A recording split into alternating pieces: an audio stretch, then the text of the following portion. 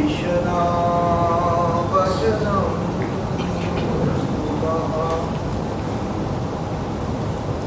પરંતુ કાર્ય सकल विश्वना प्राणभूत सर्वज्ञ सर्वदर्शी चरण तीर्थपति भगवान महावीर स्वामी परमात्माए સ્થાપેલું આ જીત શાસન આજે જે તીર્થની અંદર આપણે બેઠેલા છે તીર્થના નાયક છે મુનિ સુરત સ્વામી પરમાત્મા. મુનિ સુરત સ્વામી પરમાત્મા ના વચનની સ્તુતિ કલિકા સર્વગ્ર હેમચંદ્ર સુરી મહારાજે કરી છે. દેશના વચનમ સ્તુભ જગત મહા મોહ નિદ્રા પ્રત્યુ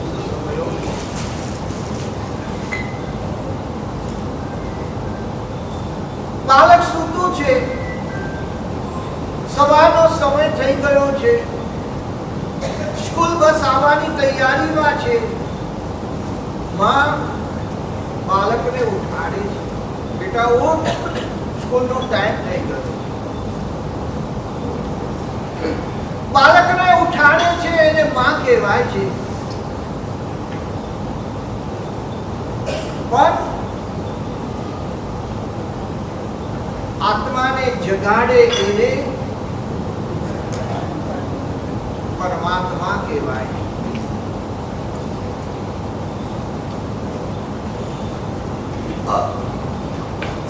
અનાદિકાળથી આપણો આત્મા મોહની નિદ્રાની અંદર સૂતેલો છે અને એના જ કારણે આપણે આપણી જાતને ભૂલી ગયા છે. સ્વયંને આજે આપણે ભૂલી ગયા છે. આ મોહની નિદ્રામાંથી જગાડવાનું કામ તીર્થંકર ભગવંતો કરે છે અને એમની ગેરહાજરીમાં સદગુરુ ભગવંત કરે છે.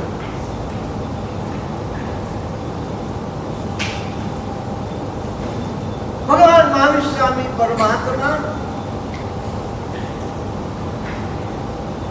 જ્યારે નિર્વાણ પામે છે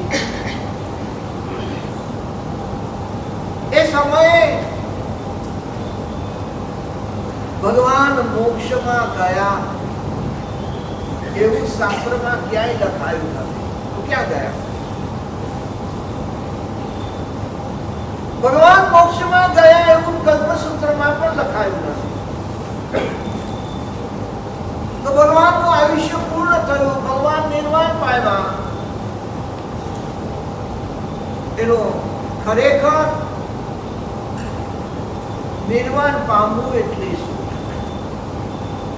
આપણે એમ કહીએ છીએ કે નિર્વાણમાં ગયા એટલે મોક્ષમાં ગયા, મોક્ષ પામી ગયા. પણ હકીકતની અંદર મોક્ષનો અર્થ શું? આ પણ કદાચ આપણે સમજ્યા છે કે નથી સમજ્યા. આજે સભા છે ને, આ સભા કોની છે ખબર છે? આજે આ સભા રક્તકુક્ષી માતા પિતાઓની સભા છે અને રક્તકુક્ષી માતા પિતા એ જ બની શકે જેની અંદર મોક્ષની શ્રદ્ધા, જેની અંદર મોક્ષની શ્રદ્ધા છે એ જ આત્મા રક્તકુક્ષી માતા કે પિતા બની શકે. કારણ જો પોતાના હૃદયમાં મોક્ષની શ્રદ્ધા ન હોત તો પોતાના સંતાનોને આ માર્ગે આવવાની રજા ન આપે. જેમને પોતાના વાંસોયા પુત્રને પુત્રીને ચારિત્રના પંથે વિચરવાની, ચારિત્ર લેવાની અનુમતિ આપી. આ માર્ગે મોકલવા માટે તૈયાર થયા. એ તો શક્ય બન્યું કે એમના હૃદયમાં મોક્ષની શ્રદ્ધા, કે અમારો પુત્ર કે અમારી પુત્રી જલ્દીથી મોક્ષમાં પહોંચે અને આ સંસારના ભવ બ્રહ્મમાંથી છૂટે, આ ભાવના એમના હૃદયમાં હતી. માટે એમને પોતાના સંતાનને સંયમના માર્ગે પાડ્યા. આ સભા એમની છે. આ સભાની અંદર આજે જે વાત કરવી છે કંઈક અલગ જ કરવી છે. સૌથી પહેલા તો મોક્ષની વ્યાખ્યા શું? ભક્ત ચૌદ પૂર્વધર ભક્ત બાહુ સ્વામી ભગવાન જયારે નિર્વાણ પામ્યા છે ત્યારે ભદ્રભાવ સ્વામી ભગવંતે એટલું જ લખ્યું, સિજ્જય મુજ્જય મુજ્જય સબ દુઃખાન મંતમ કરે. ફરીથી શું લખ્યું? સિજ્જય મુજ્જય મુજ્જય સબ દુઃખાન મંતમ કરે. ભગવાન સિદ્ધ થયા, ભગવાન બુદ્ધ થયા, ભગવાન મુક્ત થયા અને ભગવાને સર્વ દુઃખોનો અંત કર્યો. સર્વ દુઃખોનો અંત થવો એનું નામ છે મોક્ષ.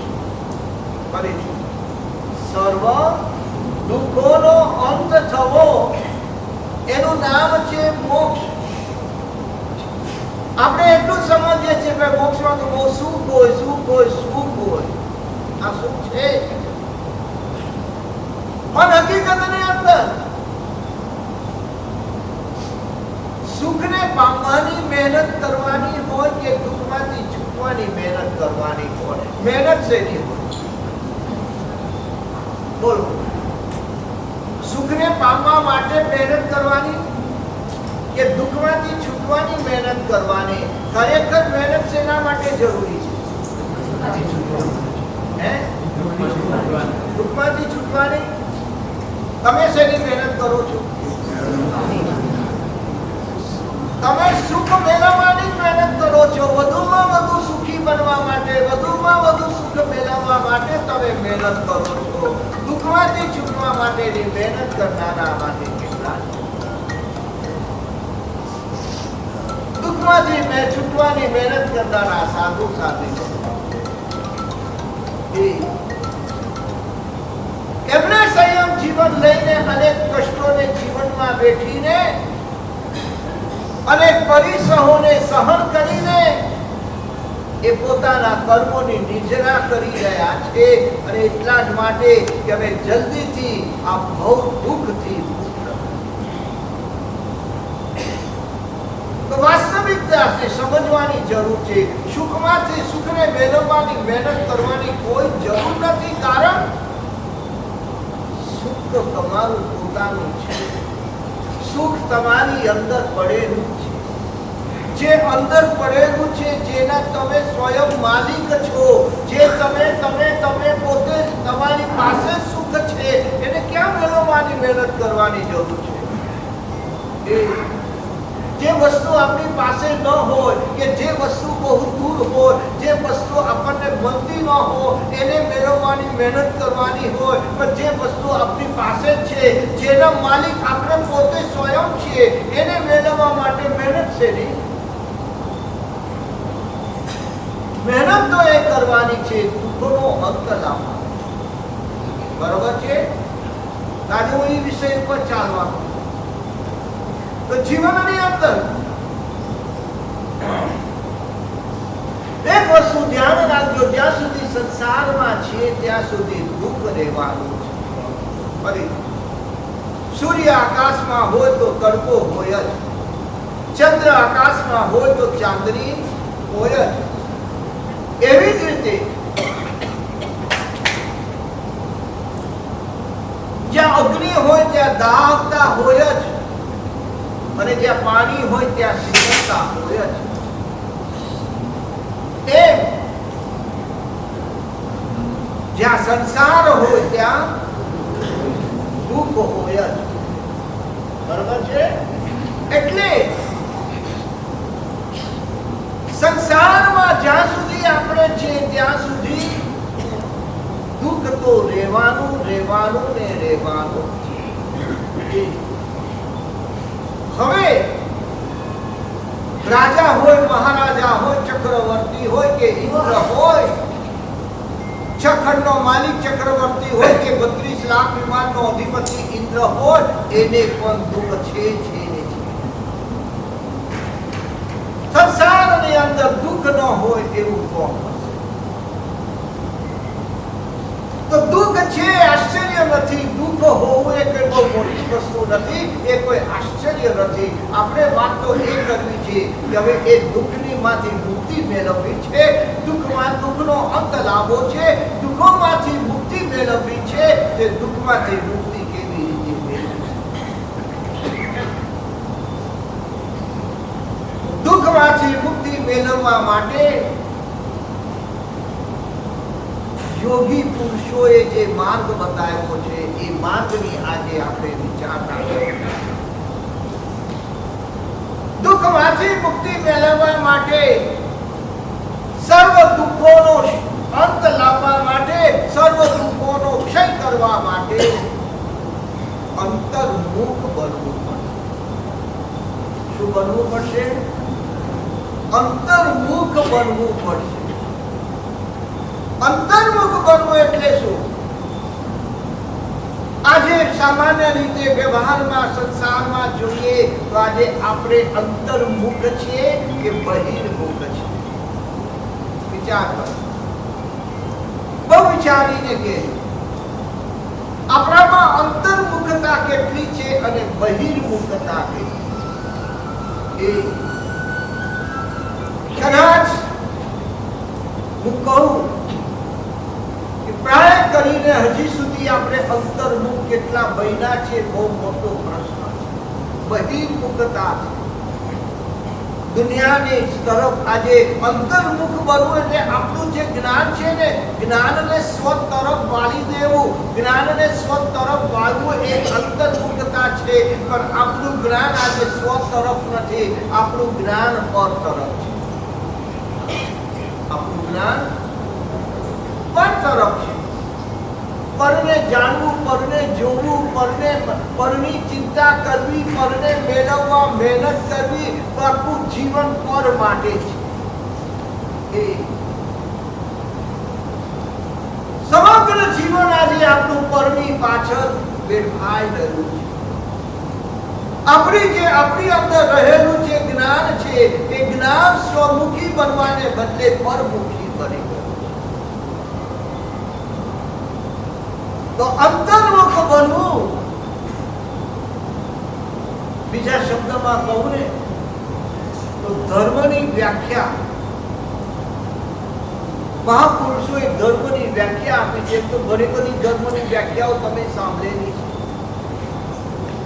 અહિંસા એ ધર્મ છે, દયા એ ધર્મ છે, દાન એ ધર્મ છે, શીલ એ ધર્મ છે, તપ એ ધર્મ છે, ભાવ એ ધર્મ છે.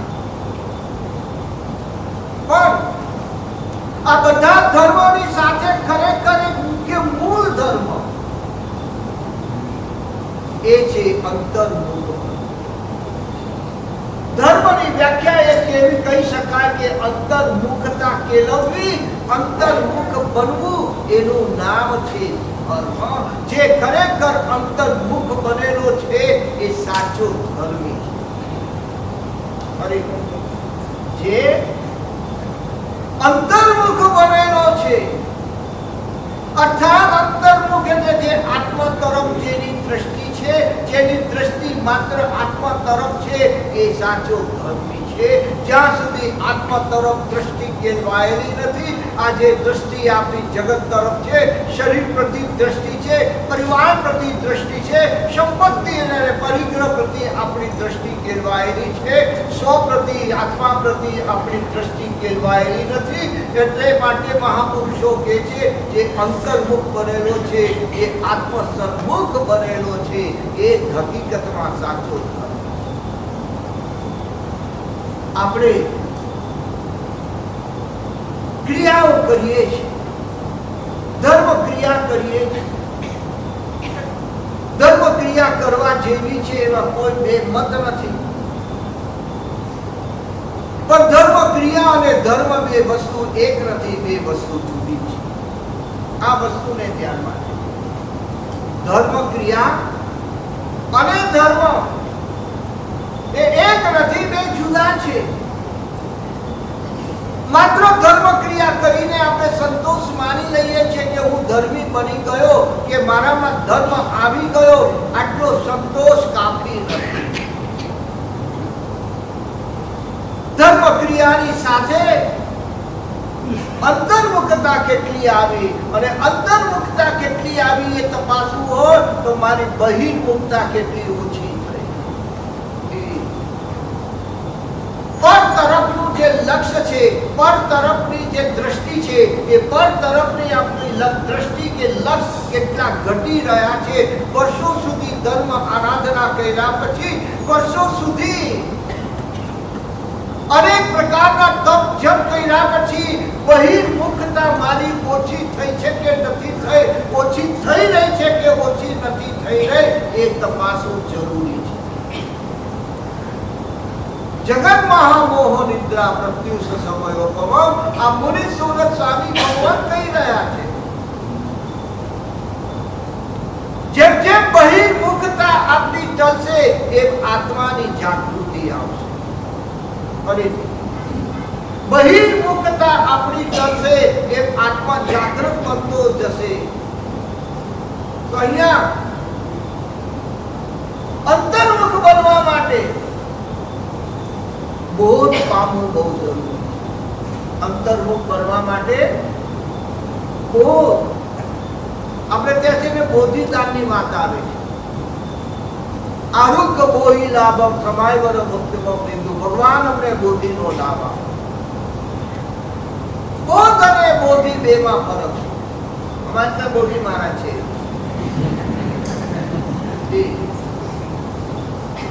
બોધ અને બોધિ બે માં ફરક છે. બોધ એને કહેવાય જે પ્રત્યક્ષ આપવામાં આવે.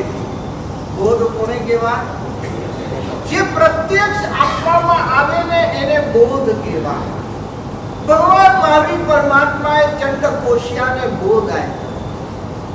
ભગવાન મહાવીરે ચંડકોશિયાને બોધ આપ્યો અને ચંડકોશિક સર્પને બોધ મળ્યો અને ચંડકોશિકનો આત્મા જાગૃત થઈ ગયો. દ્રષ્ટાંતો નથી કહેવામાં, દ્રષ્ટાંતો સાંભળેલું છે. જ્યારે જંગલની અંદર ભગવાન મહાવીર વિહાર કરીને જઈ રહ્યા હતા અને ચંડકોશિક સર્પે ભગવાનને ડર સમાયેલો, દૂધની ધારા હોય, એ બધું સાંભળેલું છે. પણ એ વખતે ભગવાને ચંડકોશિક સર્પને જગાડવા માટે ભગવાને શું બોધ આપ્યો? બોલો તો. પૂજ્ય પૂજ્ય શાસ્ત્રકાર ભગવદના શબ્દોમાં કહું, ભગવાન કહી રહ્યા છે સંપૂજ્ય, હે ચંડકોશિક તું બોધ પામ. સંપૂજ્ય તું બોધ પામ. છતાં ચંડકોશિક તરફથી કોઈ પ્રત્યુત્તર કે ન મળ્યો. ફરી ભગવાન કહે છે સંપૂજ્ય તું બોધ પામ. છઠ્ઠા ચંડકોશિક જેવો છે એમને એમ સ્થિર ઉભો બેઠો છે. ત્રીજી વખત ભગવાને કીધું કિમ ન મુચ્ય, ચંડકોશિક તું કેમ બોધ પામતો નથી? હજી ચંડકોશિક તરફથી કોઈ પ્રતિભાવ નથી. અંતે ભગવાન કહે છે સંપોહી ખરું પ્રેચ દુલ્લહા ચંદ્રકોશિક આ બોધ પામો એ પરલોકની અંદર અતિ દુર્લભ છે. આ બોધ તને અહીંયા જ મળી શકશે. અહીંયા જા, તારા માટે જાગવું શક્ય છે. તું જા, તું જા. અહીં નહીં જાગે તો પછી તું ક્યારે જાગીશ? હે ભગવાન મહાવીરના શબ્દો ચંદ્રકોશિકને સ્પર્શી કેવા સ્પર્શી ગયા. અને ચંદ્રકોશિકનો ક્રોધ શાંત થઈ ગયો અને એ ચંદ્રકોશિક જે નરકગામી જીવ હતો એ સ્વર્ગગામી બન્યો, આઠમા દેવલોક સુધી પહોંચી ગયો. આ છે બોધ. ભગવાને ચંદ્રકોશિકને બોધ અપાયો. મહારાજા સૈનિકનો પુત્ર મેઘકુમાર રાજકુમાર છે. ભગવાન મહાવીરની દેશના સાંભળીને સંયમ લેવા તૈયાર થયો.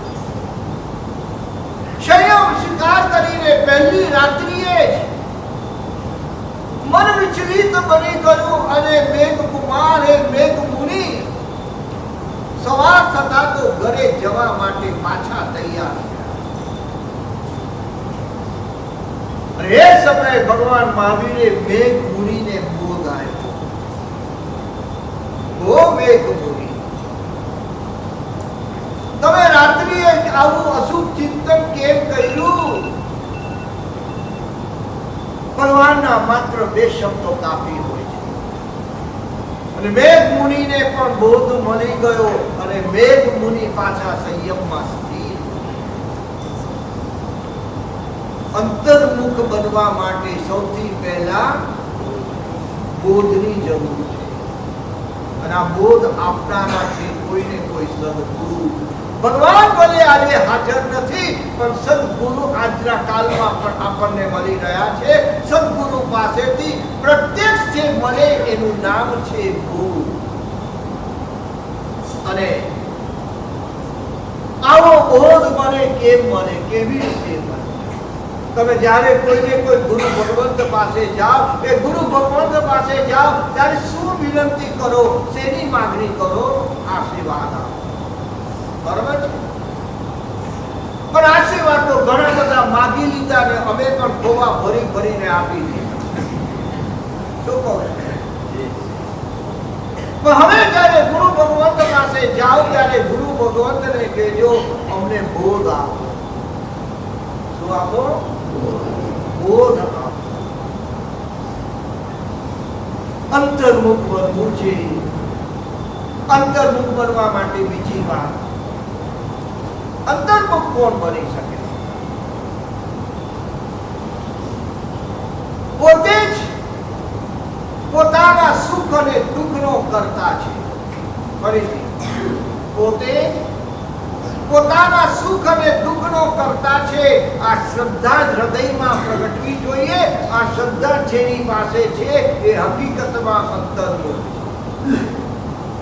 ફરીથી, મારા સુખ કે દુઃખ, મારા જીવનમાં જે કઈ સુખ દુઃખ આવે છે એ દુઃખનો કરતા હકીકતમાં એ દુઃખનું કારણ હેતુ હું પોતે જ છું. સામાન્ય રીતે વ્યવહારમાં આપણે એવું કહીએ છીએ ભાઈ દુઃખ જીવનમાં આવે તો કર્મના ઉદયથી જીવનમાં દુઃખ આવે એવું આપણે સમજેલા છીએ અને એવી એક માન્યતા આપણામાં પડેલી છે. આ માન્યતા ખોટી પણ નથી. પણ મહાપુરુષો એનાથી એક સ્ટેપ આપણને આગળ લઈ જવા માંગે છે. તું એમ કહે છે કે મારા કર્મના ઉદયે દુઃખ આવ્યું, પણ નહીં. દુઃખ તારા દુઃખ કર્મના ઉદય ને દુઃખનું કારણ તું પોતે છે. કેવી રીતે? બોલો. જે કઈ જીવનમાં દુઃખ આવે છે એના કરતા આપણે પોતે કારણ કે કર્મ કરનાર બીજો કોઈ આત્મા નથી. એ કર્મ કરનાર આપણો પોતાનો નામ. મેં જે કર્મ કરેલા છે ને મારા કરેલા કર્મ આજે ઉદયમાં આવ્યા છે અને એ જ કર્મના ઉદય આજે મારા જીવનમાં કઈ દુઃખ છે, કઈ તકલીફ છે, કઈ સમસ્યા છે, તો એનો કારણ હું પોતે જ છું, બીજું કોઈ નથી. મહારાજા સૈનિક, મગધ દેશના સામ્રાજ્યના અધિપતિ, સગો દીકરો કોણિક પોતાના પિતાને રાજગાદી ઉપરથી ઉપાડીને કારાગૃહની અંદર કેદ કરે છે. સગો દીકરો પિતાને કેદમાં નાખે અને ખાલી કેદમાં નથી નાખ્યા, રોજના 100 ફટકા મારે, રોજના 100 ફટકા. આજે આપણી પરિસ્થિતિ, દીકરો સામે 2 શબ્દ બોલી જાય ત્યારે આપણી મનસ્થિતિ કઈ બોલો તો એ દીકરો કરું નથી કરતો એ વખતે આપણા મનની અંદર શું ઉથલ પાથલ થાય? દીકરાએ સામા જવાબ આપી દીધા, એ સમયે આપણને શું થાય? જે દીકરાને કમાઈ કરીને ઘર કરી આપ્યું, દુકાન કરી આપી, બધું જ કરી આપ્યું, અને એ દીકરો જ્યારે પપ્પાને કહે ચાલો પપ્પા હવે વૃદ્ધાશ્રમમાં તમારે દાખલ થઈ જવાનું છે, એ વખતે મનમાં શું થાય?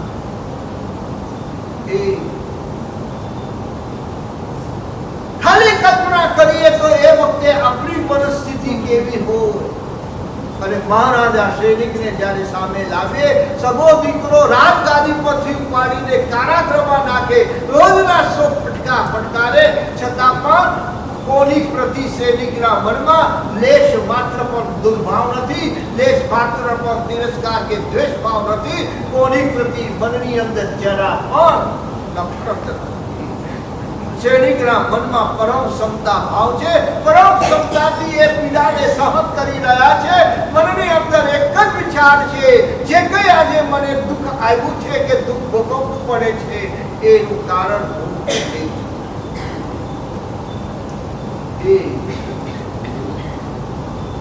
આચાર્યની અંદર પ્રભુ મહાવીરના શબ્દો છે, તુમમ ચેવ તુમમ મિત્રમ તુમમ ચેવ તુમમ શત્રુ. તારો મિત્ર પણ તું પોતે છે અને તારો શત્રુ પણ તું પોતે છે. અહીંયા જેટલા બેઠેલા છે બધા એક વસ્તુ તો નિશ્ચય કરી લેજો કે જીવનમાં જે કંઈ પણ સુખ કે દુઃખ આવે છે, આપણે સુખને સાઈડમાં મૂકી દઈએ. આજે આપણે દુઃખ મુક્તિની વાત કરવી છે. જીવનમાં જે કંઈ પણ દુઃખ આવે ત્યારે એક જ વિચાર કરજો, મનમાં આર્ત ધ્યાન નહીં લાવતા, સામી વ્યક્તિ પ્રત્યે નફરત નહીં કરતા, સામી વ્યક્તિ પ્રત્યે દ્વેષ ભાવ પેદા નહીં કરતા. માત્ર વિચાર કરજો, જે કંઈ દુઃખ આવ્યું છે એનું કારણ હું પોતે છું. મેં ભૂતકાળમાં એવી કોઈ ભૂલ કરેલી છે, મેં ભૂતકાળમાં એવું કોઈ કર્મ કરેલું છે, એનું પરિણામ, એનું ફળ આજે મને મળી રહ્યું છે. જે ભાવીને આવ્યો છું એ જ મને મળી રહ્યું. તો તમારા જીવનમાં શાંતિ રહેશે, તો તમારા જીવનમાં સમાધિ રહેશે. આજે શાંતિ ને સમાધિ બધાને જોઈએ છે.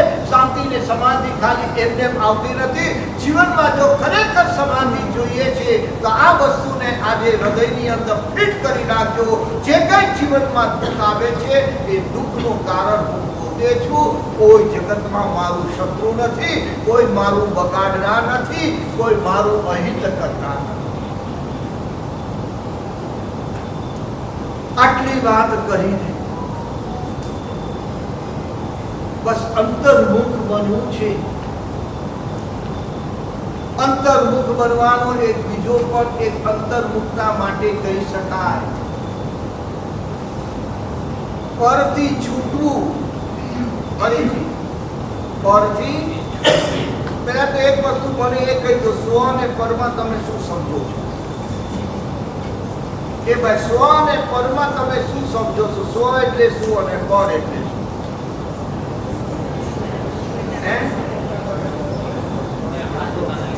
એ જ મારા છે.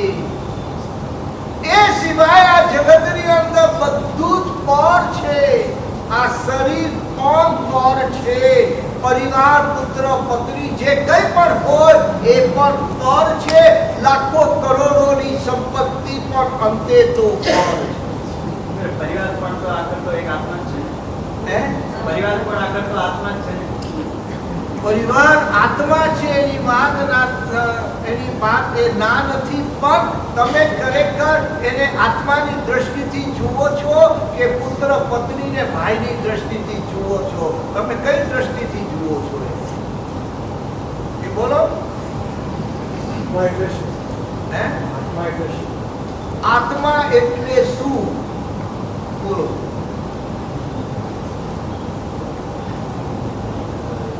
આત્મા કેટલા અક્ષર છે? 18 અક્ષરનો બનેલો આ શબ્દ આત્મા એટલે હું. આત્મા એટલે હું. આપણે વારે વારે શબ્દમાં વારે વારે વ્યવહારમાં પ્રયોગ કરીએ છીએ. હું અહીંયા ગયો તો, હું આમ કરું છું, હું તેમ કરું છું, હું આમ કરું છું, હું આ કરું છું. આત્મા એટલે હું અને હું એટલે આત્મા. પણ કોઈ મિથ્યાત્વના અજ્ઞાનતાના ઉદય કરીને આત્માને હું માનવાને બદલે શરીરને હું માની લીધું. આત્માને હું માનવાને બદલે શરીરને હું માની લીધું છે. જેનું ત્રિકાલિક અસ્તિત્વ હોય, ત્રિકાળની અંદર જેનું અસ્તિત્વ છે એ આત્મા છે. એ આત્મા છે. જેની અંદર ચૈતન્ય શક્તિ ભરેલી છે, જેની અંદર ચૈતન્યત્વ રહેલું છે એ આત્મા છે. જેનામાં ચેતના છે, ચૈતન્ય શક્તિ રહેલી છે એ આત્મા છે. માત્ર આત્મામાં ચૈતન્ય શક્તિ છે. આત્મા સિવાય જગતના કોઈ પદાર્થમાં ચૈતન્ય શક્તિ નથી. બધા જળ છે. અત્યારે આટલું યાદ રાખો. આત્મા એટલે હું. જ્યારે જ્યારે હું નો પ્રયોગ આવે ત્યારે જિગ્નેશને યાદ નહીં કરતા, હું ને યાદ કરજો. શું? બે ત્રણ પ્રસંગ આપણે જોવા છે અને બે ત્રણ પ્રસંગ ઉપરથી જ આપણે આપણી અંતર્મુખતાને કેમ વધારવી એના માટે વિચારણા કરવી. એક પ્રસંગ, એક વ્યક્તિ છે, એની પત્ની મરી ગઈ, મૃત્યુ થયું. પત્નીનું મૃત્યુ થયું છે. એના કારણે પેલી વ્યક્તિ એ માને છે કે મારી પત્ની મરી ગઈ, હું બહુ દુઃખી થઈ ગયો. જેના ઘરમાંથી જતા રહ્યા છે, જેના જીવન સંગાથીનો વિયોગ થયો છે, એ પ્રાય એમ માને છે કે હું બહુ દુઃખી છું. પત્નીનું મૃત્યુ થયું અને વ્યક્તિ માને છે કે હું બહુ દુઃખી છું. આ એક ઘટના છે.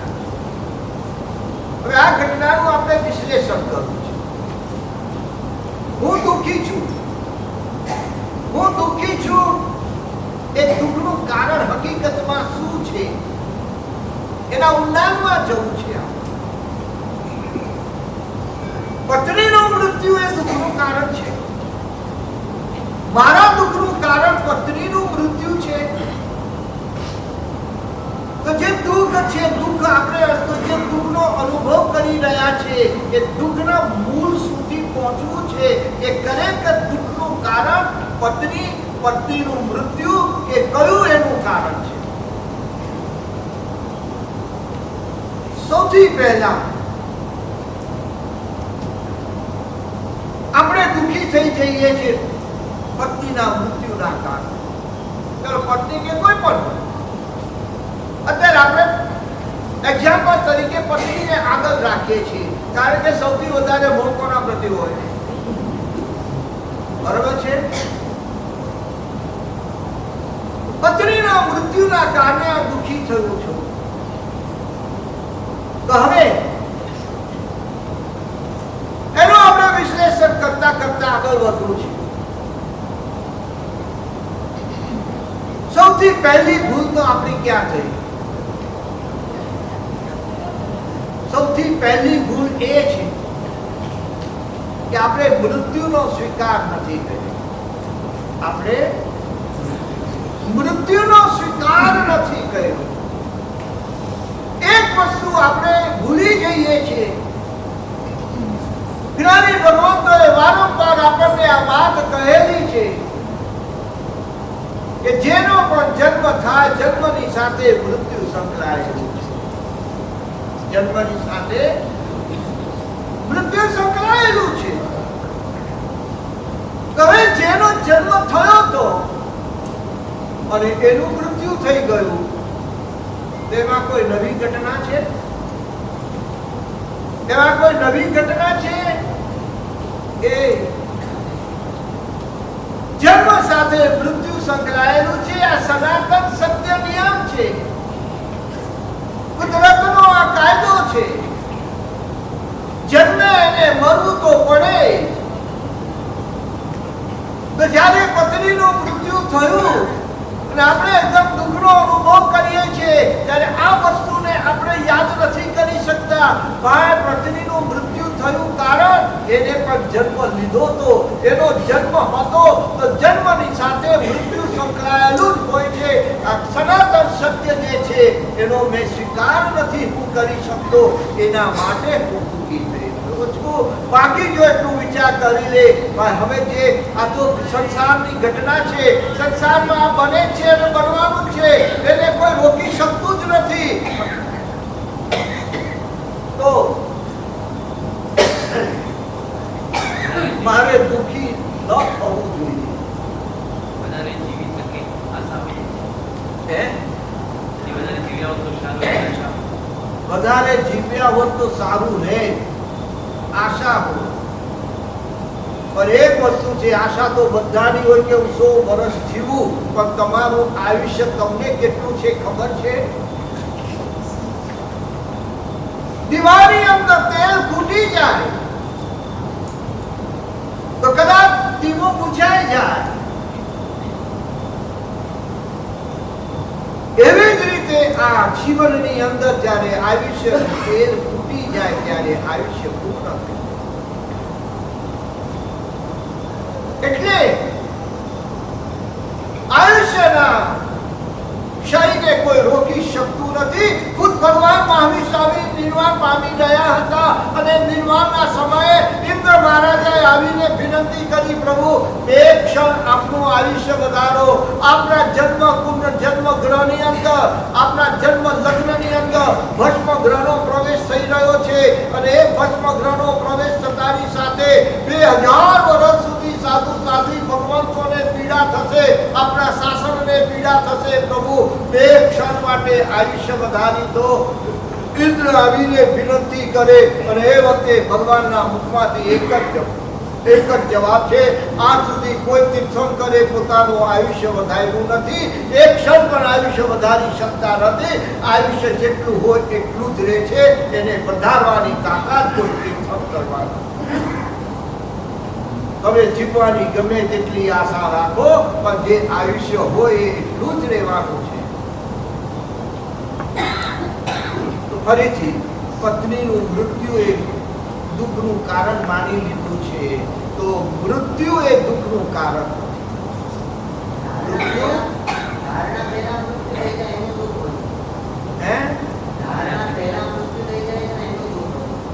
ધારણા પહેલા મૃત્યુ આવે એનું દુઃખ છે, પણ સંસારનો એક સ્વભાવ છે, મૃત્યુની કોઈ તારીખ નથી હોતી. મૃત્યુની કોઈ તારીખ હોતી નથી. એટલા માટે તો ભગવાન ગૌતમને કહેતા હતા, ગોયમા સમયમ ગોયમ માં પમાય, એક સમયનો પણ તું પ્રમાદ ન કર. સાચું કહું, ઇન્કમ ટેક્સ વાળા તમને તારીખ આપીને આવે ને તમારા ઘરે, પહેલાથી ડેટ આવી જાય ને કે આ તારીખે અમે આવવાના છીએ નહીં. ઇન્કમ ટેક્સ વાળા પણ વગર તારીખે આવી જાય તો મોત તો વગર તારીખે જ આવે, એમાં કઈ મોટી વાત છે.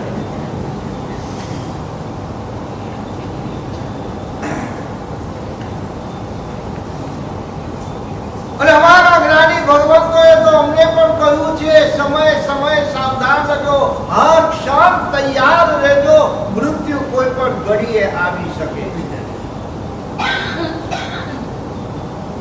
તો ફરીથી મૃત્યુ એ દુઃખનું કારણ નથી. એક વસ્તુનો નિર્ણય લઈ લો, પત્ની મરી ગઈ માટે હું દુઃખી થયો છું, તો મૃત્યુ એનું કારણ નથી. મૃત્યુ તો થવાનું જ હતું. હવે બીજી વાત,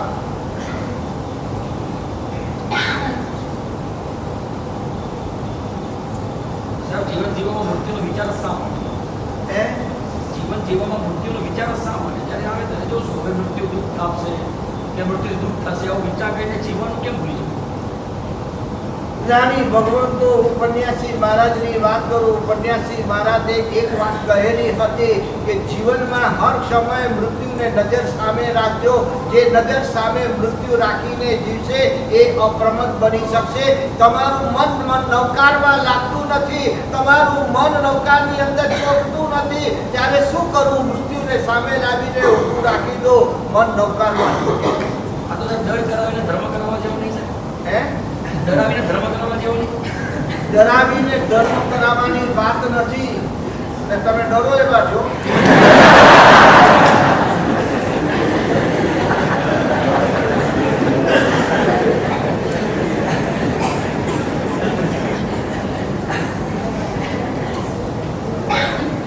હંમેશા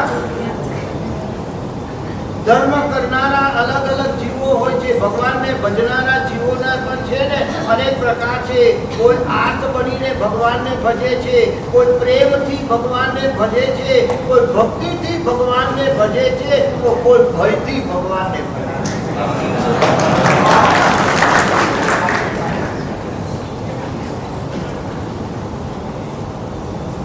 વાત એટલી છે કે તમે ભગવાનને ભજો,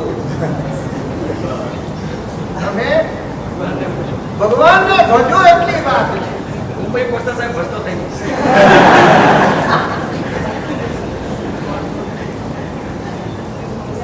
અત્યાર સુધી ભજીયા ખાધા.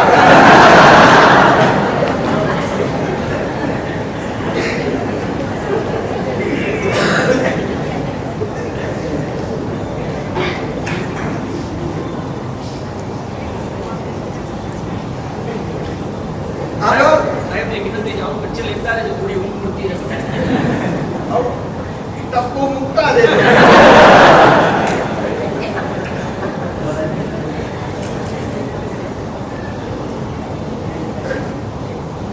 ગુરુદેવ, ખબર જ છે કે આ દુઃખનું કારણ આ જ છે, પણ મન કોઈનું પણ મન એક્સેપ્ટ કરવા તૈયાર જ કેમ નથી? વાત આગળ આવે છે, આવે છે. હવે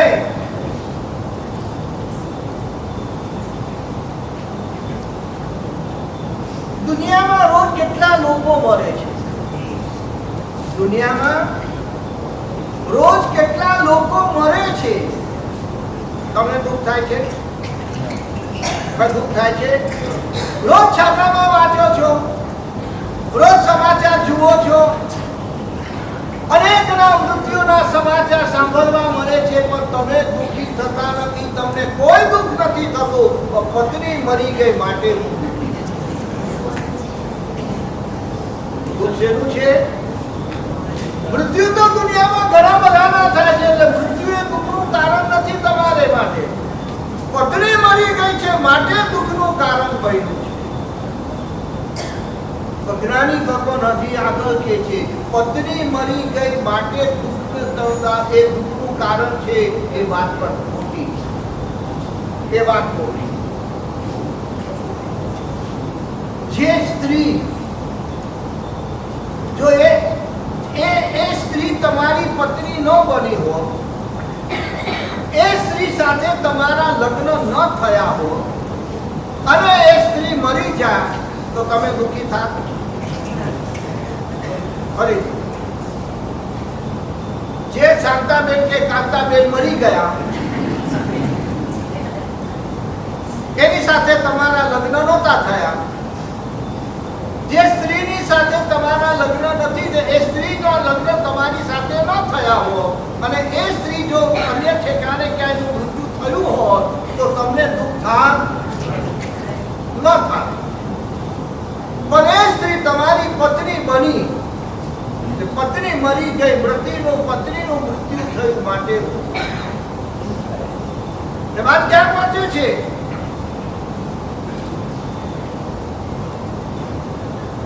આ સ્ત્રી તમારી પત્ની ન હો તો તમને દુઃખ ન થાત, પણ એ સ્ત્રી તમારી પત્ની બની છે માટે તમે દુઃખી થયા છો. માટે દુઃખનું મૂળ ક્યાં પહોંચે છે? એ પત્ની મારી છે માટે. મૃત્યુ થયું એના કારણે દુઃખી નથી, એ પત્ની હતી માટે દુઃખી નથી, માટે તમે દુઃખી નહોતા. પત્ની તો દુનિયામાં રોજની હજારો પત્ની મરે છે, નથી મરતી? દુનિયામાં રોજની હજારો પત્ની મરે છે તો બી કોઈ તમે દુઃખી થતા નથી. પણ મારી પત્ની મરી માટે હું દુઃખી થયો છું. તો દુઃખનું કારણ કોણ? પત્ની એ દુઃખનું કારણ નથી, મૃત્યુ એ દુઃખનું કારણ નથી. દુઃખનું કારણ મારી. મારી એટલે મારા પણ મમત્વ. આજે જે કઈ પણ દુઃખ જીવનમાં આવે છે, દુઃખની પાછળ તપાસ કરીએ તો હકીકતની અંદર રહેલો મમત્વ ભાવ જે છે, મારાપણું જે છે, એ મારાપણું એના કારણે આજે આપણે દુઃખી છે. મારી પત્ની મરી માટે દુઃખી છે, બીજાની પત્ની મરી હોત તો દુઃખી નહોતો. હજારમાં લાખો લોકો દુનિયામાં મરે છે તો કઈ દુઃખ થતું નથી. તો મારી મરી માટે દુઃખી, એટલે મારી જે છે ને એ દુઃખનું કારણ છે. દુઃખથી છૂટવું છે, દુઃખથી બચવું છે, તો દુઃખથી બચવા માટેના ફાફા જ્યાં ત્યાં ન મારો, મારા પરાને કાઢવાનો પ્રયત્ન, મમત્વ ભાવને કાઢવાનો પ્રયત્ન કરો. અને એ મમત્વ ભાવને તોડવા માટે ભગવાન મહાવીર પરમાત્માએ આપણને જબરજસ્ત સાધના આપી છે. કઈ? મમતાને તોડવા માટે સમતાની જરૂર છે. મમતાને તોડવા માટે સમતાની જરૂર છે. અને સમતાને સાધવા માટે તીર્થંકર ભગવંતોએ આપણને સામાયિક ધર્મ આપ્યો છે. 6 આવશ્યકમાં પહેલું આવશ્યક કયું? 6 આવશ્યકમાં પહેલું આવશ્યક સામાયિક. તો આ સામાયિક એ સમતાની સાધના છે. અને એ સમતા મમતાને તોડવા માટે. આ ધ્યાન રાખો. એક વસ્તુ કેમ મમત્વ ભાવ પેદા થાય છે આપણી અંદર? મમત્વ ભાવ કેમ પેદા થાય છે? એક ગુરુ પોતાના શિષ્યોને લઈને ક્યાં જઈ રહ્યા હતા. એક સરોવર પાસેથી પસાર થઈ રહ્યા છે અને માછીમાર સરોવરમાંથી માછલાઓ પકડે છે. માછલાઓ પકડીને ટોપલાની અંદર ભરે છે. તડકો બપોરનો સમય છે, ધોમ તડકો છે. માછીમાર માછલા પકડીને ટોપલાની અંદર ભરી રહ્યો છે. અને ગુરુ શિષ્યોને બોધ આપવા માટે કહે છે, જો શિષ્યો, આ માછલાઓ કેટલી તકલીફ, કેટલા દુઃખી છે. આ માછલાઓ કેટલા દુઃખી છે. એક ટોપલાની અંદર ખીચોખીચ ભરવામાં આવ્યા છે. ખીચોખીચ બિચારા અંદર દબાઈને રહેલા છે અને ઉપરથી કેવો તાપ તડકો પડી રહ્યો છે. બિચારા માછલા કેટલા દુઃખી છે, દુઃખી થઈ રહ્યા છે. ગુરુએ આ વાત કરી શિષ્યોને બોધ પમાડવા માટે કે સંસારમાં કેવા કેવા દુઃખ છે. પણ ગુરુ કરતા પણ ક્યારેક શિષ્ય સવાયા. ગુરુ કરતા પણ શિષ્ય ક્યારેક સવાયા. શિષ્ય કહ્યું, ગુરુજી, આપ કહો છો કે આ માછલાઓને પોટલા કરંડિયામાં ટોપલામાં ભરવામાં ખીચોખીચ આવ્યા છે ને કારણે દુઃખી છે, અને તાપના કારણે બિચારા શેકાઈ રહ્યા છે માટે દુઃખી છે. નહીં, આ માછલાઓનું દુઃખ ખરું અને સાચું દુઃખ તો જુદું જ છે. એને પકડવામાં આવ્યા છે, ટોપલામાં ભરવામાં આવ્યા છે, ખીચોખીચ ભરવામાં આવ્યા છે અને તાપમાં શેકાઈ રહ્યા છે. એ એનું સાચું દુઃખ નથી, એ એનું ખરું દુઃખ નથી. એનું સાચું ને ખરું દુઃખ તો એ છે કે બિચારા એ માછલાઓને પાણીથી અલગ થવું પડ્યું ને, એ સૌથી મોટું. બોલો, ખરું દુઃખ કયું? આ માછલા માટે ખરું દુઃખ કયું? મારી વાત સમજાય છે? પાણીથી અલગ થવું, પાણીમાંથી બહાર નીકળવું, પાણીથી અલગ થવું, એ જ એના દુઃખનું મૂળ, એ જ સાચું એનું મૂળ દુઃખ છે. આ સંકરાશ કે આ ગરમી એ દુઃખ નથી. ગુરુએ કાન પકડ્યા શિષ્યની વાત ઉપર. તારી વાત 100%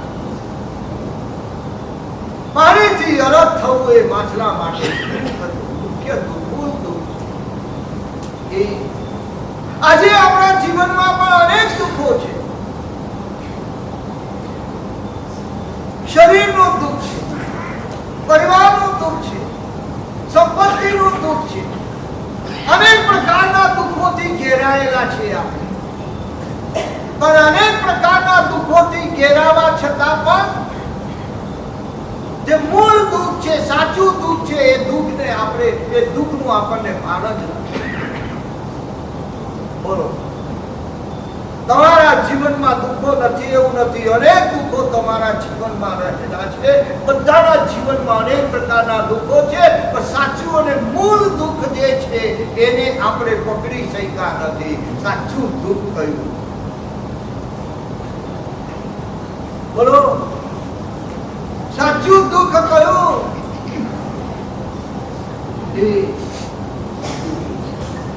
જ્ઞાની ભગવંતો કહે છે, ખરેખર સાચું દુઃખ પુત્રનું દુઃખ કે પત્નીનું દુઃખ નહીં, પરિવારનું દુઃખ નહીં, સંપત્તિનું દુઃખ નહીં, માન અને અપમાનનું દુઃખ નહીં, રોગ અને વ્યાધિનું દુઃખ નહીં. સાચું દુઃખ એ છે સ્વરૂપનું અજ્ઞાન. એ આપણું સાચું કયું દુઃખ? સ્વરૂપનું અજ્ઞાન. શબ્દને સમજવાનો પ્રયત્ન કરજો. સ્વરૂપનું અજ્ઞાન એટલે આપણે આપણા પોતાના સ્વરૂપને ભૂલી ગયા છે. પોતાના જ આત્માના સ્વરૂપનું કોઈ જ્ઞાન નથી. બોલો, આજે તમને કહું, મેડિકલ સાયન્સ કેટલું આગળ વધ્યું છે, કેટલું આગળ વધ્યું છે. આ શરીરના ખૂણે ખૂણે શું છે ને એને ખબર છે. શરીરના ખૂણે ખૂણે રહેલી કોઈ પણ વસ્તુને કેમ કાઢવી એને આવડે છે. શરીરના અંશે લોહીના ટીપે ટીપે રહેલી એક એક માહિતી આજના મેડિકલ સાયન્સમાં છે. પૂરી ફિઝિકલ બોડી નું ચિત્ર તમને બતાવી શકે એમ છે. પણ મારું જે સ્વરૂપ છે, મારા આત્માનું જે સ્વરૂપ છે, જે ખરેખર હું છું, એનું જે સ્વરૂપ છે, એની અજ્ઞાનતા એ હકીકતમાં આપણા બધા દુઃખોનું જ્યાં લગે આત્મ દ્રવ્યનું લક્ષણ નવી જાણવું ત્યાં લગે કરી જે ભવ દુઃખ લઈએ આત્મ જ્ઞાને તે ડરે એવો મન સત્ય મોપાધ્યાયના શબ્દ એટલે જે સાચું દુઃખ છે જે મૂળ દુઃખ છે એને જ્યાં સુધી હટાવવામાં નહીં આવે ત્યાં સુધી બહાર દેખાતા દુઃખોમાંથી આપણી મુક્તિ થવાની. આજે હું આ વાત તમારી સામે કરી રહ્યો છું. તમે બધા માતા રત્નકુક્ષી માતા પિતા છો. તમે બધા મોક્ષના શ્રદ્ધાળુ આત્માઓ છો. માત્ર ઉપર છપછપિયા કરવાથી કામ નહીં થાય, અંદર મરજીવા ભરીને ઉતરવું પડે એમ છે. આજ સુધી આપણે છપછપિયા કર્યા છે, મરજીવા બનવાનો પ્રયત્ન નથી કર્યો. મરજીવા ભરીને થોડા અંદર ઉતરવાની જરૂર છે, અંતર્મુખ બનવાની જરૂર છે. અંતર્મુખ બન્યા વગર દુઃખોમાંથી મુક્તિ થવાની. અમે તમને ખાલી ઉપરની વાતો હંમેશા માટે કરતા રહીએ, કથાઓને ચરિત્રો સંભળાવતા રહીએ, તો મૂળ તત્વ સુધી લઈ જવાનો પ્રયત્ન અમે ન કરીએ ને તો અમે પણ ક્યાંક ગુનેગાર બનીએ. ધ્યાન રાખો.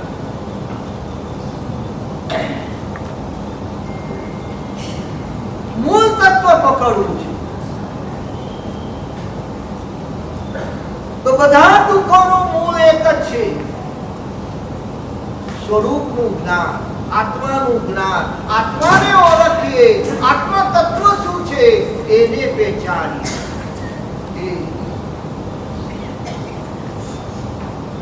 તો અહીંયા આગળ વધીએ. આપણે મૂળ વાત છે, દુઃખની જ વાત કરવી છે. અંતર્મુખ બનવું છે. કારણ કે બધા દુઃખનો ક્ષય અંતે અંતર્મુખ બન્યા વગર લાવી શકાશે.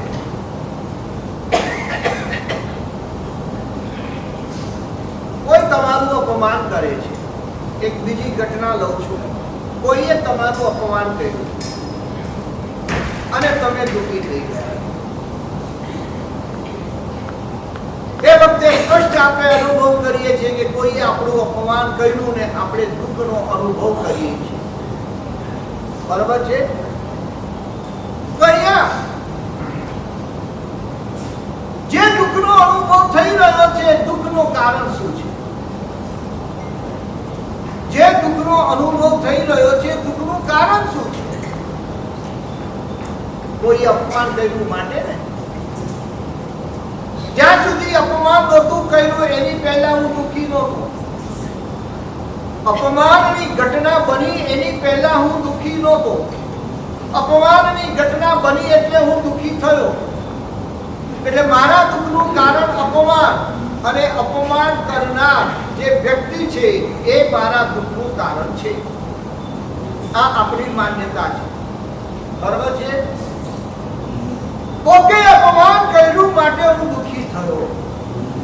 અપમાનના કારણે આપણે અપમાન અને દુઃખનું કારણ માની લીધું અને અપમાન કરનારને પણ આપણે આપણા દુઃખનું કારણ માની લીધું. હવે એની સામે જ્ઞાની ભગવંત શું કહે છે? જ્ઞાની ભગવંતનું કહેવું છે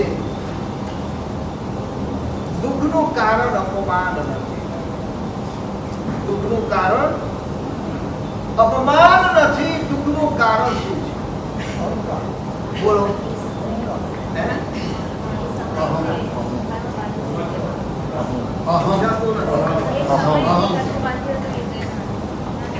કર્મને મારે અહીંયા લાવવું નથી.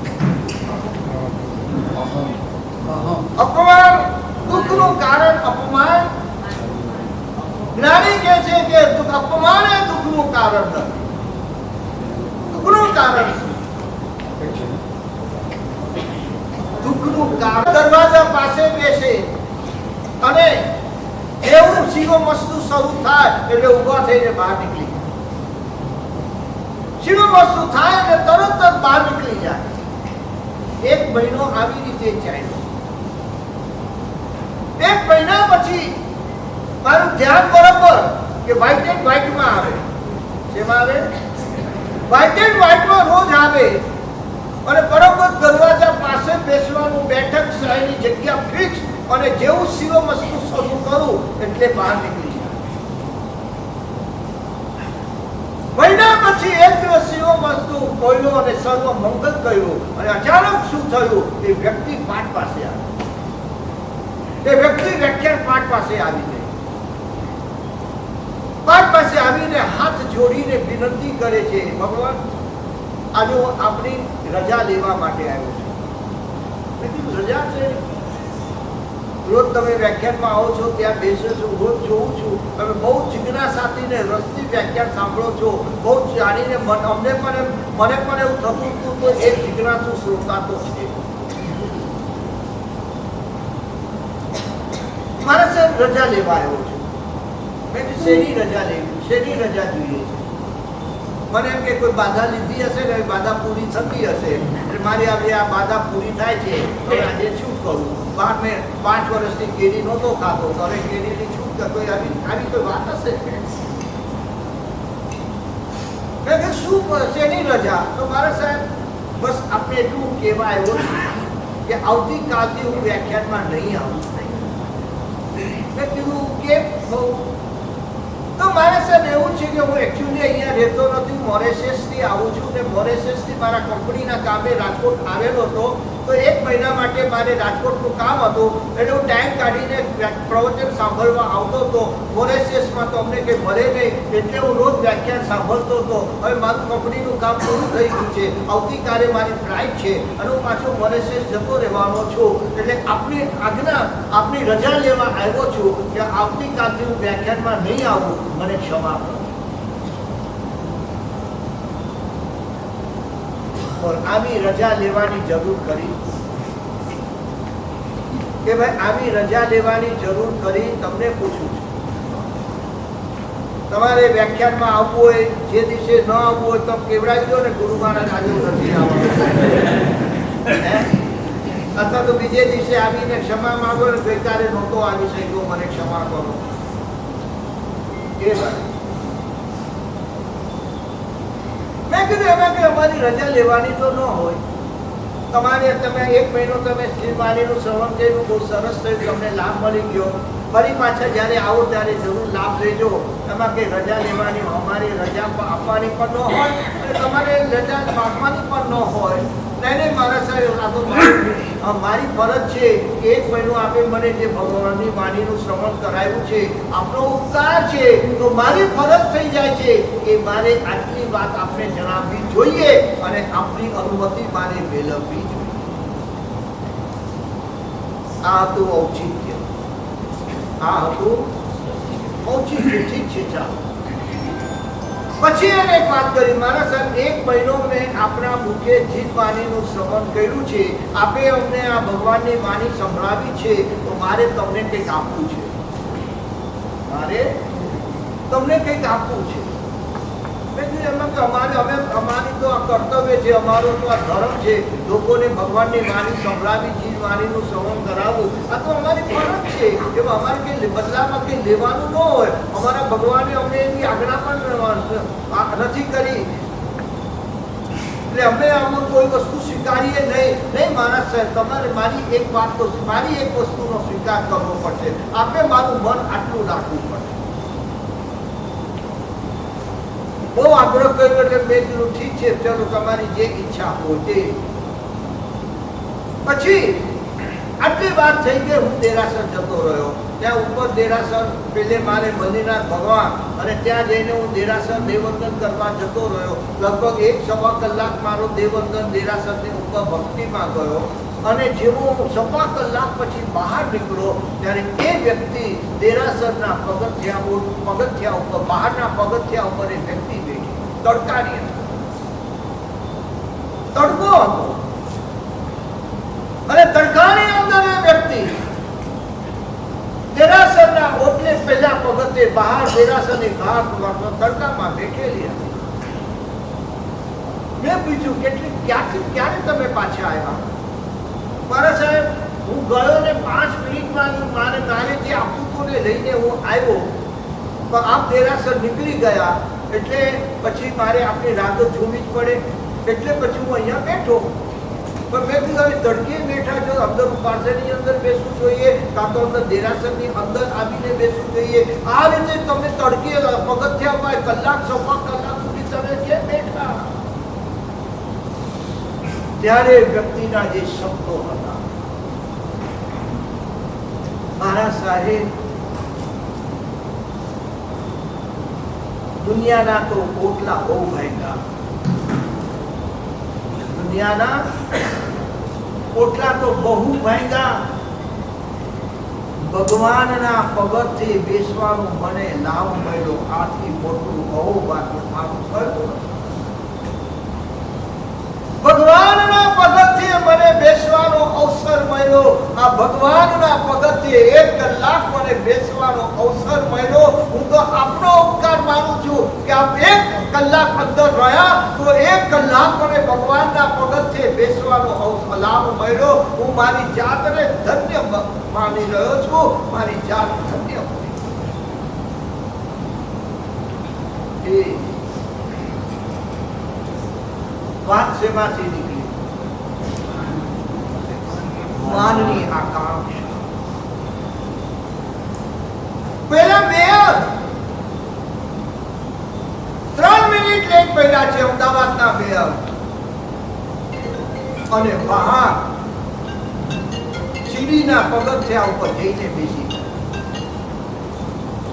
સીડીના પગથિયા ઉપર જઈને બેસીને લગભગ 1.5 થી 2 કલાકનું મોરારી બાપુનું પ્રવચન હતું. અને 1.5 કલાક એ સીડીના પગથિયે બેઠા બેઠા એને આખું પ્રવચન સાંભળ્યું.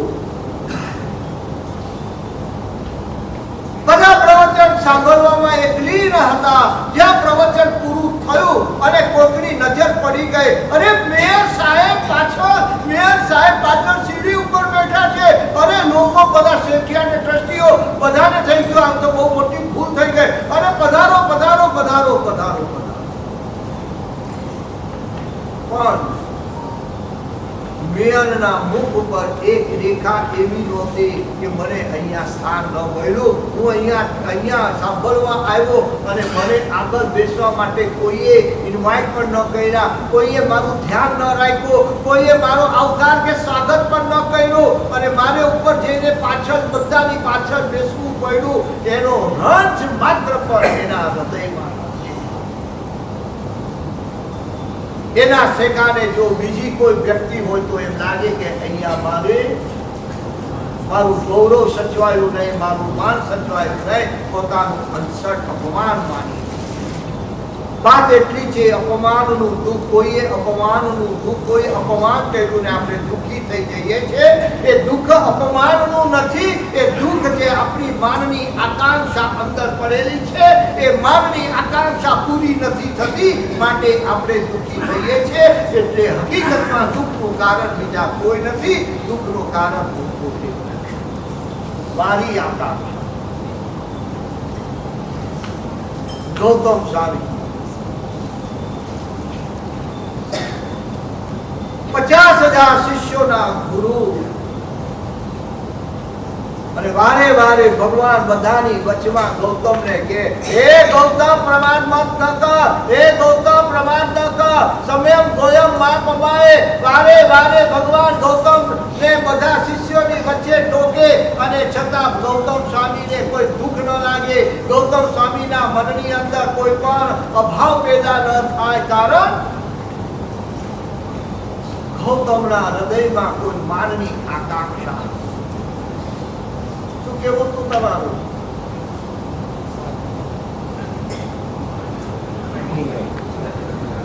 થોડી ઘણી તો આકાંક્ષા બધાને, થોડી ઘણી આકાંક્ષા બધાને હોય, પણ જ્યારે મોક્ષના પંથી બનેલા છે, મોક્ષના પથિક આપણે બનેલા છે, મોક્ષના પંથે આગળ વધવું છે, તો આ થોડી ઘણી આકાંક્ષા પર છોડવી પડશે. અને હકીકતની અંદર શિષ્યની વ્યાખ્યા કઈ આપી જ્ઞાની ભગવંતોએ? શિષ્ય કોને કહેવાય? અને તમે શિષ્ય બન્યા છો, હું પણ કોકનો શિષ્ય બન્યો છું, હું પણ ગુરુદેવનો શિષ્ય બન્યો છું. હકીકતમાં શિષ્ય એટલે શું?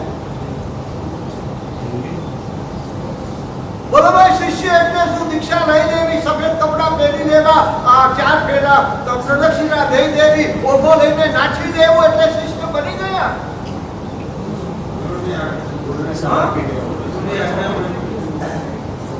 ગુરુની આજ્ઞા પછી શિષ્ય બનવું એટલે માનની આકાંક્ષા છોડવી. શિષ્ય બનવું એટલે માનની આકાંક્ષા છોડવી, એનું નામ શિષ્ય છે. જેના હૃદયમાં માનની કોઈ આકાંક્ષા નથી એ ખરો શિષ્ય છે. અને જ્યાં માનની આકાંક્ષા પડેલી છે એને અહીંયા વ્યથા છે, એને વ્યથા છે. ગુરુ મને બોલાવતા નથી, મારી સાથે વાતો નથી કરતા, બીજાની સાથે વધારે વાતો કરે, બીજાને વધારે બોલાવે, મને ઓછું બોલાવે. એ સાચું શિષ્યત્વ માનની આકાંક્ષાને છોડીને જે દીક્ષા લે છે એ જ હકીકતમાં અહીંયા એનામાં શિષ્યત્વ પ્રગટ થાય. જે માનની આકાંક્ષા લઈને અહીંયા આવે છે, મને ગુરુએ સાચવવો જોઈએ, ગુરુએ મારું ધ્યાન રાખવું જોઈએ, ગુરુએ આમ કરવું જોઈએ, ગુરુએ આમ કરવું જોઈએ, ગુરુએ આમ કરવું જોઈએ, ગુરુએ શું શું કરવું ને એનું લિસ્ટ લઈને આવે છે.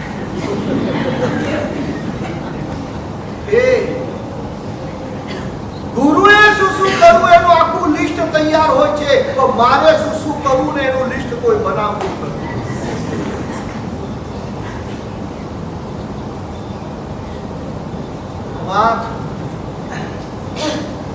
અપમાન એ દુઃખનું કારણ નથી. કોઈ પણ અપમાન જ્યારે થઈ જાય, કોઈ ઠેકાણે ક્યાંક અપમાનનો અનુભવ થઈ જાય ત્યારે દુઃખી નહીં થતા. મારામાં રહેલી મારી માનની આકાંક્ષા પૂરી નથી થતી, એના કારણે હું મારી જાતને દુઃખી માનું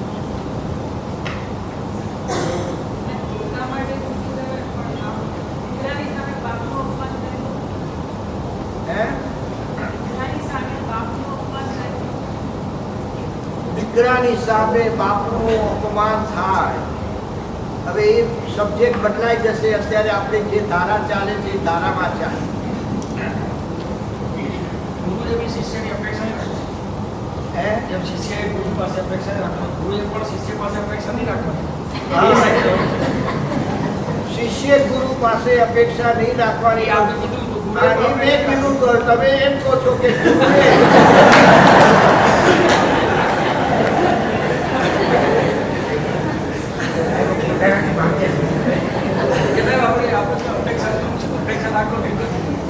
ગુરુએ પણ શિષ્યની અપેક્ષા, શિષ્ય પાસે કોઈ અપેક્ષા ન રાખવી જોઈએ. તમારું કહેવું છે, હા, તો તમારું કહેવું ખોટું નથી. અમારા જ્ઞાની ભગવંતોએ અમને પણ કીધું છે, ગુરુ બનો છો પણ ગુરુ પણ બનો તો એવી રીતે બનજો કે કોઈ પણ અપેક્ષા રાખીને નહીં બનતા. શિષ્ય પોતાની ફરજ બજાવે, શિષ્ય પોતાનું કર્તવ્ય સમજે અને શિષ્ય કર્તવ્ય સમજીને તમારી સેવા કરે તો બરાબર છે.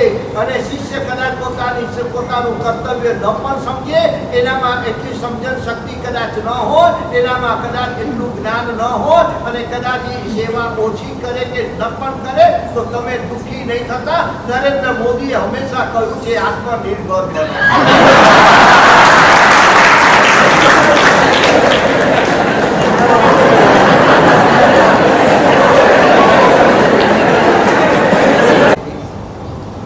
સુખ દુઃખની વ્યાખ્યાઓ મહાપુરુષોએ અનેક રીતે આપે છે. સ્વાધીનતા એ સુખ છે અને પરવશતા એ દુઃખ છે. એટલે ક્યાંય પણ પરવશતા ન ભોગવવી પડે. સ્વાધીન બનીને સ્વાવલંબી જીવન જીવવાનો અભ્યાસ કરો.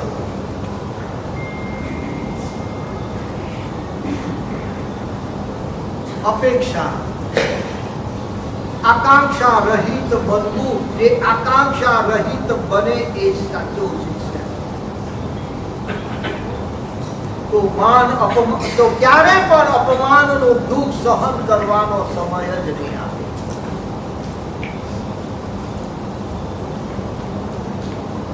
એક ત્રીજી ઘટના લઉં છું.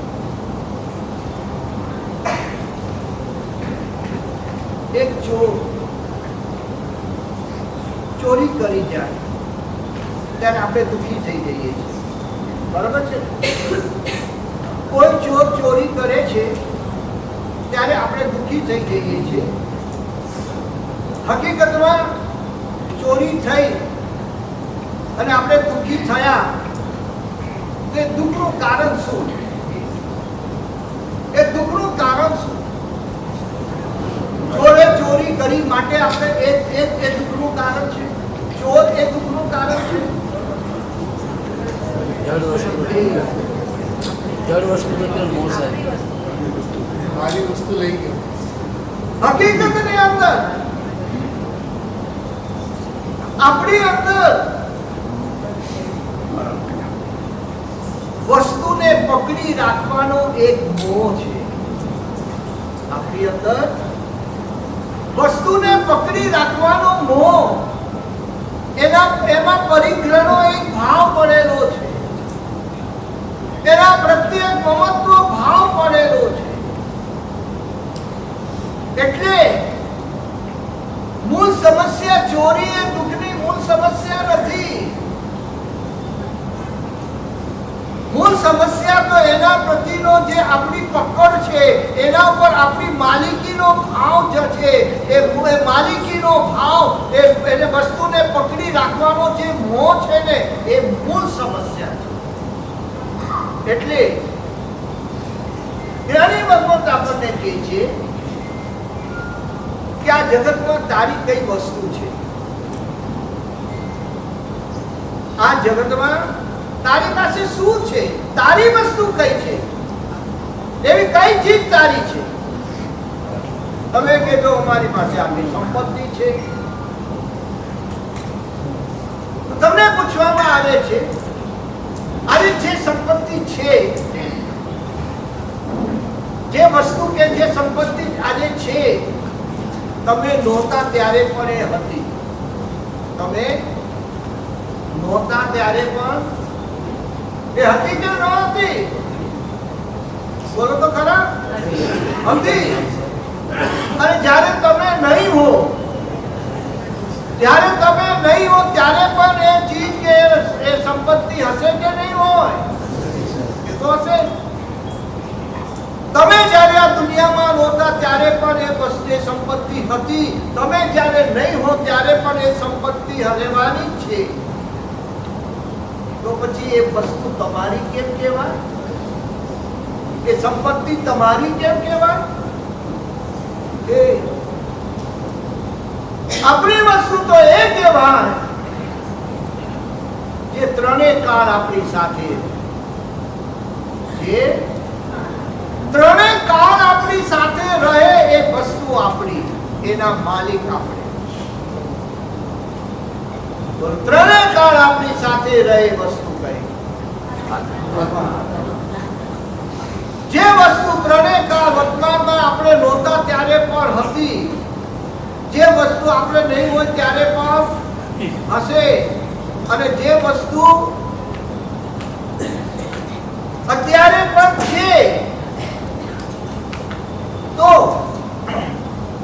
આપણે ભૂતકાળમાં નહોતા, ભવિષ્યમાં આપણે નહીં હોઈએ, તો જે વસ્તુ ત્રણેય કાળ આપણી સાથે રહેતી નથી, ત્રણેય કાળ આપણી સાથે આવતી નથી, તો એ વસ્તુને આપણી મારી કેમ કહેવાય? એટલે જે કંઈ આજે આપણી પાસે છે એ આપણે જગત પાસેથી લીધું છે, અને જ્યારે અહીંથી જશું ત્યારે એને આપણે અહીંથી છોડીને જવાના છે. વચનો જે થોડો 5, 25, 50 વર્ષનો કાળ છે, એમાં આપણે એના પર માલિકી જમાવી દીધી, અને એના માલિક બનીને આપણે કહીએ છીએ કે આ વસ્તુ મારી છે. એક સંત હતા. સંતની ઝૂંપડીની અંદર રાતે એક ચોર ઘૂસી આવ્યો. સંત જાગી ગયા છે, ખ્યાલ આવી ગયો છે કે ચોર અંદર ઘૂસ્યો છે. સંત અંદરથી થોડા દુઃખી થઈ ગયા. સંતને દુઃખ લાગ્યું. કઈ વાત? વિચારો કેટલે દૂરથી આશા લઈને આવ્યો હશે, ચોરી કરવા આવ્યો છે. વિચારો કેટલે દૂરથી કેટલી આશા લઈને મારે ત્યાં આવ્યો, મારી ત્યાં તો કઈ છે જ નહીં, કોઈ વસ્તુ નથી કે ઉપાડીને લઈ જાય, ખાલી હાથે એને જવું પડશે. મારે આંગણે આવેલો ખાલી હાથે જશે. આ સંતની વ્યથા છે, સંતની પીડા છે. આપણે ત્યાં કોઈ ઘૂસી આવે તો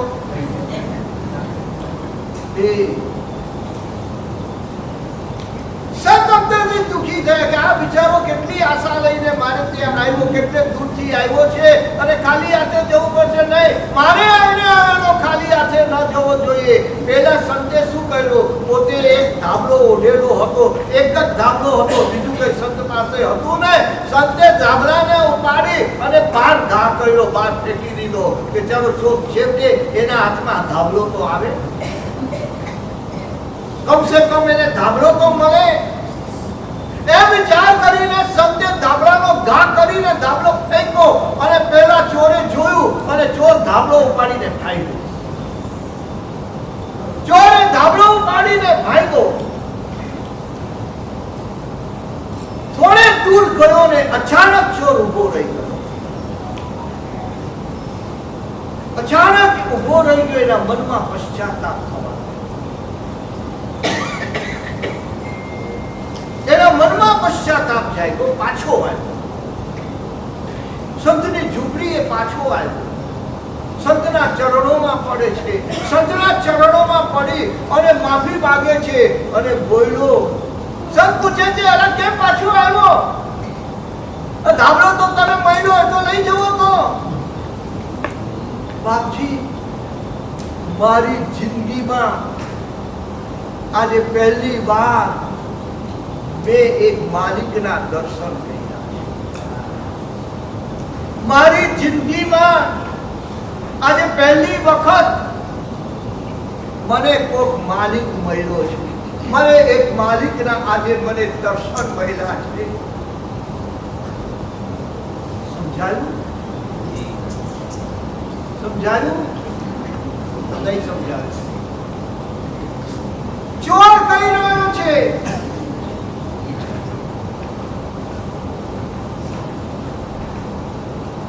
માલિક કોણ? માલિક કોણ? એ જેને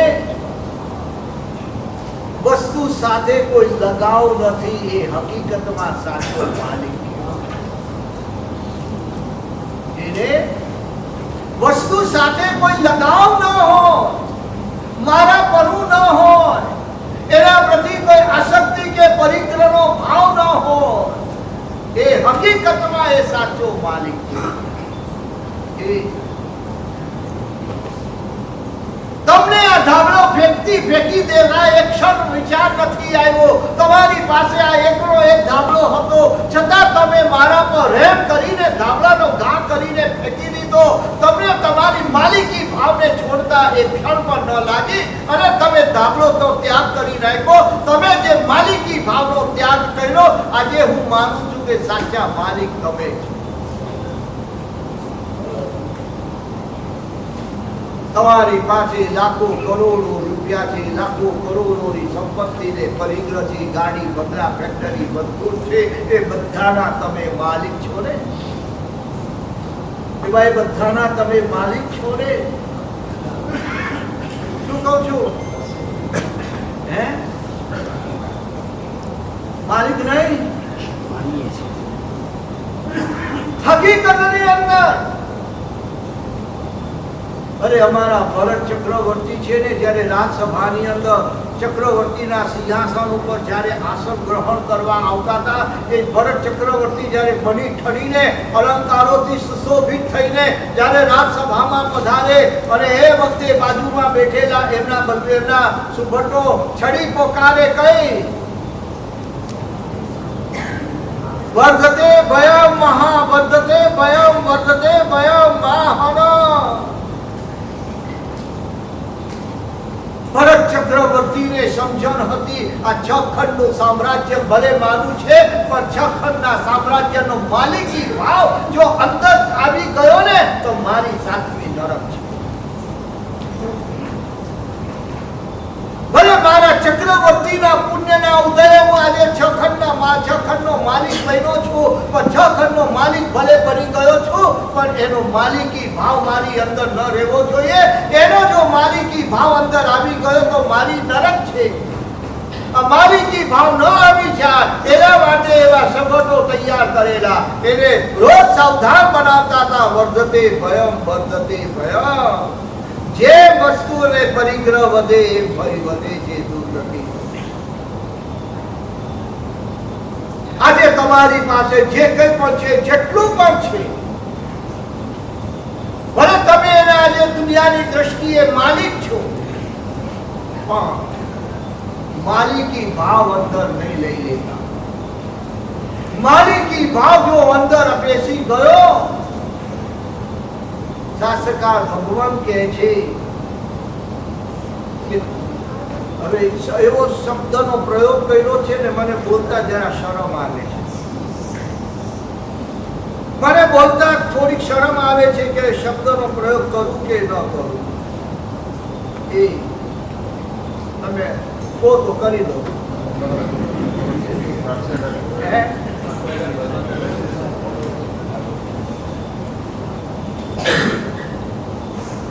અધિકાર વિના માલિકી પણ કરવું,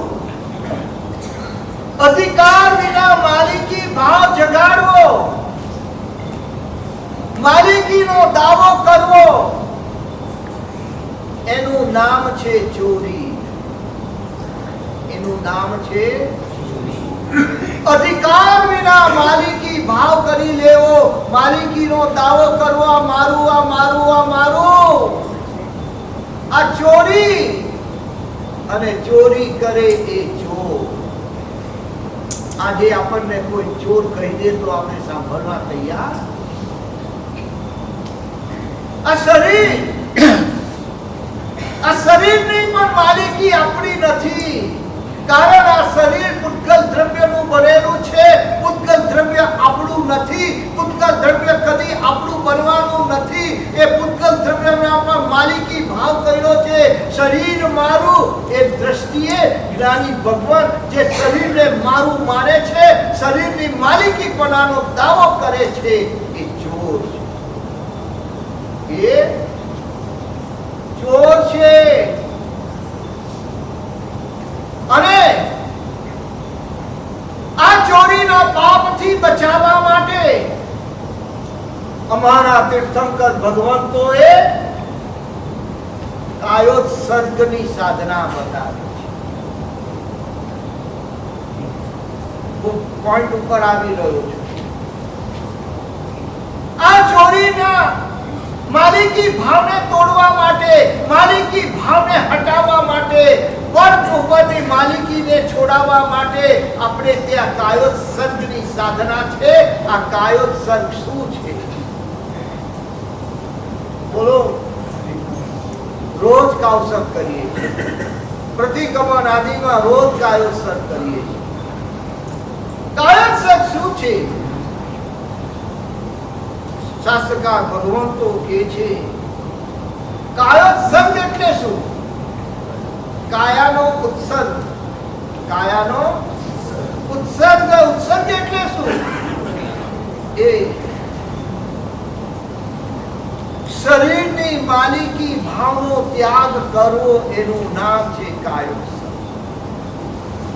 25 શ્વાસોશ્વાસ કે 108 શ્વાસોશ્વાસ સુધી કે 1000 શ્વાસોશ્વાસ સુધી શરીર ઉપરની માલિકી ભાવનો ત્યાગ કરવો, એનું નામ છે કાયોત્સર્ગ.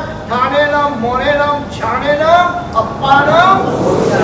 આ વોસરામી કરી દીધું એટલે શું કહ્યું? શરીરને વોસરાવ્યું એટલે શું?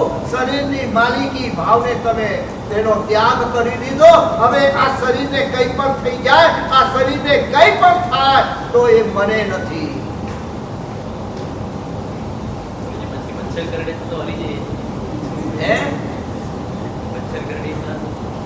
કરડે તો હલી જવાય છે.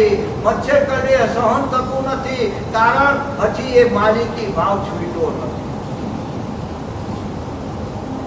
સ્પષ્ટ શબ્દો છે. ઠાનેનમ મોનેનમ જાનેનમ અપાનમ મોક્ષનામી. હું ઓસરાવું છું આત્માને નહીં. આ શરીરમાં જે માલિકી ભાવ થયેલો છે ને એને ઓસરાવું છું, એનો ત્યાગ કરું છું. કે જ્યાં લોગસનો કૌશક હોય કે 20 લોગસનો કૌશક હોય ત્યાં સુધી આની માલિકી ભાવ છોડી દીધો. આ શરીર હવે મારું છે જ નહીં. આ શરીરનું જે થતું હોય તે થાય. એ કૌશક પૂરો થયા પછી પાછું માલિકી ભાવ ચાલુ હે કૌશક પૂરો થયા પછી અમારી જણ બોલી રહી પછી પાછું માલિકી ભાવ ચાલુ થાય. તમારે ચાલુ કરવો હોય તો થાય, ન કરવો હોય તો ન થાય.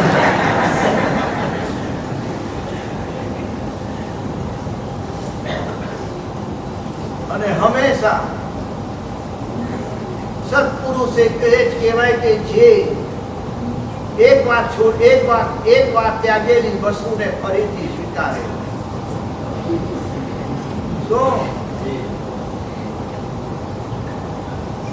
આ કાયોત્સવની આપણી સાધના છે. અને મહાન સાધના આપણને મળેલી.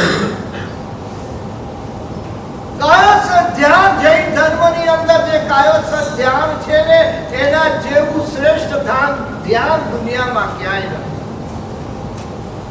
જે તે ધ્યાનની અંદર ફસાવો નહીં. સૌથી મોટી આ કાયોત્સવ ધ્યાનની પ્રક્રિયા સાધના આપણને મળેલી છે. એને ગુરુ ભગવંતની પાસે બરોબર સમજીને એને જીવનની અંદર એપ્લાય કરો. તો આ રીતે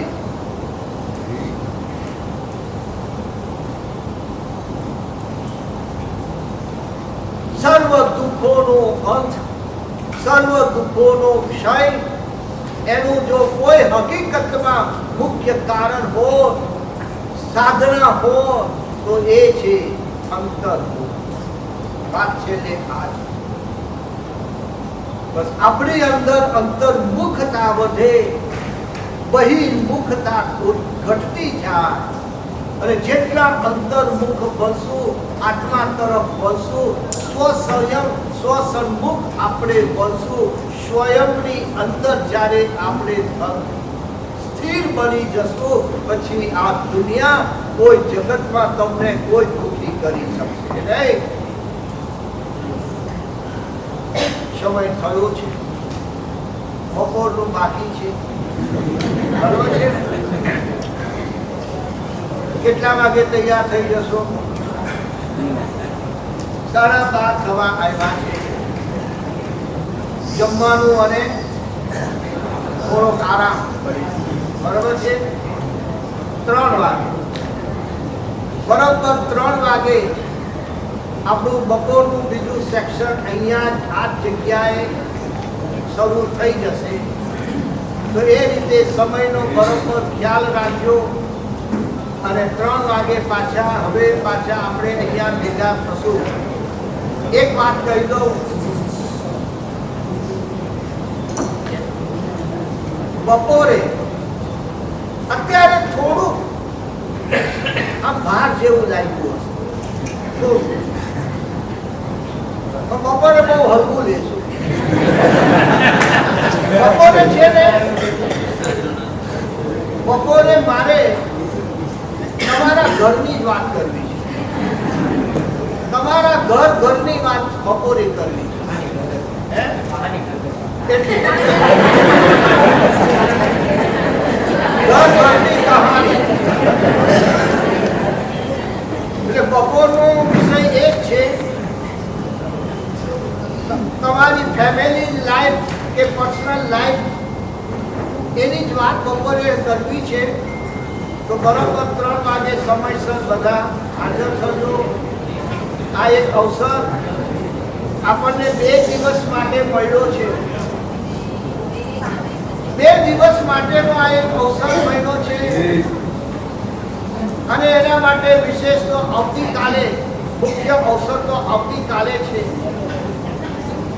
પણ ઘણા સમયથી એક ભાવના રહેતી હતી